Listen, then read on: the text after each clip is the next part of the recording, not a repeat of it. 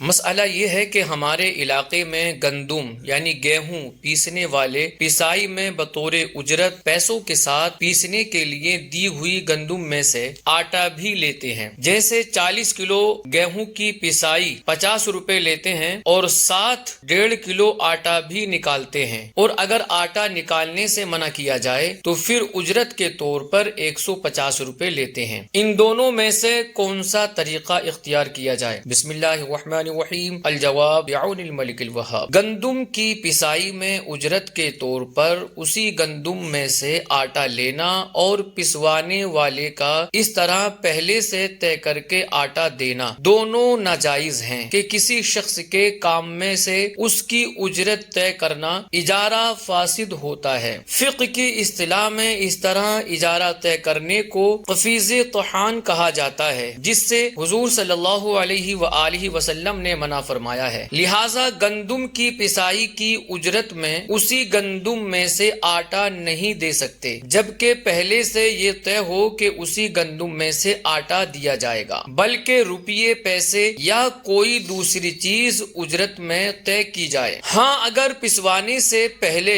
اسی گندم میں سے اجرت نکال کر دے دی تو یہ جائز ہے۔ اور دوسرا جائز طریقہ یہ ہے کہ پسائی کی اجرت مثلا 2 کلو آٹا دینا پہلے طے کر لے اور یہ نہ کہے کہ اسی گندم کے آٹے میں سے دوں گا، اور پھر اگر بعد میں اسی آٹے میں سے دے دیا تو یہ بھی جائز ہے۔ قفیز طحان سے متعلق حدیث پاک میں ہے کہ حضرت ابو سعید رضی اللہ تعالیٰ عنہ سے روایت ہے کہ حضور صلی اللہ علیہ وآلہ وسلم نے قفیز طحان سے منع فرمایا۔ قفیز طحان کے فاسد ہونے سے متعلق در مختار میں ہے کہ اگر ایک شخص نے دوسرے کو کپڑا بننے کے لیے دھاگا دیا کہ وہ اس کے نصف یعنی نصف دھاگے کے بدلے کپڑا بنے گا، یا غلہ اٹھانے کے لیے خچر دیا کہ وہ اس غلے میں سے کچھ غلہ دے گا، یا گندم پیسنے کے لیے بیل دیا کہ وہ اس گندم میں سے کچھ آٹا دے گا، تو ان تمام میں اجارہ فاسد ہے، کیونکہ اس نے دوسرے شخص کو اس کے عمل میں سے بعض حصے پر اجیر کیا، اور اس اجیر کے عمل میں سے اجرت دینے کے ناجائز ہونے میں اصل حضور صلی اللہ علیہ وآلہ وسلم کا قفیز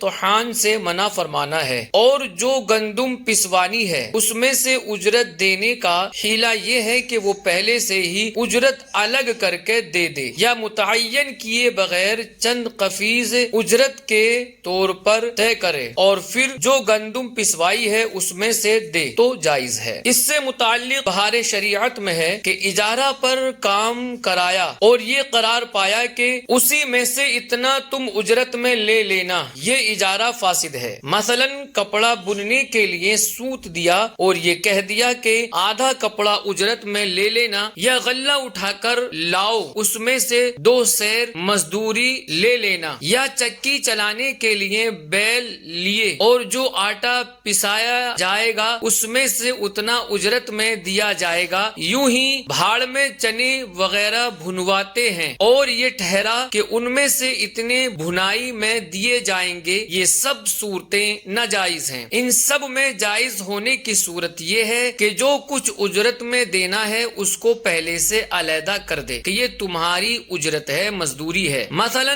سوت کو 2 حصہ کر کے ایک حصے کی نسبت کہا کہ اس کا کپڑا بن دو، اور دوسرا دیا کہ یہ تمہاری مزدوری ہے، یا غلہ اٹھانے والے کو اسی غلے میں سے نکال کر دے دیا کہ یہ مزدوری ہے اور یہ غلہ فلاں جگہ پہنچا دے۔ بھاڑ والے پہلے ہی اپنی بھنائی نکال کر باقی کو بھونتے ہیں، اسی طرح سب صورتوں میں کیا جا سکتا ہے۔ دوسری صورت جواز کی یہ ہے کہ مثلا کہہ دے کہ 2 سیر غلہ مزدوری دیں گے، یہ نہ کہے کہ اس میں سے دیں گے، پھر اگر اسی میں سے دے دے جب بھی حرج نہیں۔ واللہ اعلم تبارک و تعالی ورسولہ اعلم صلی اللہ علیہ وسلم۔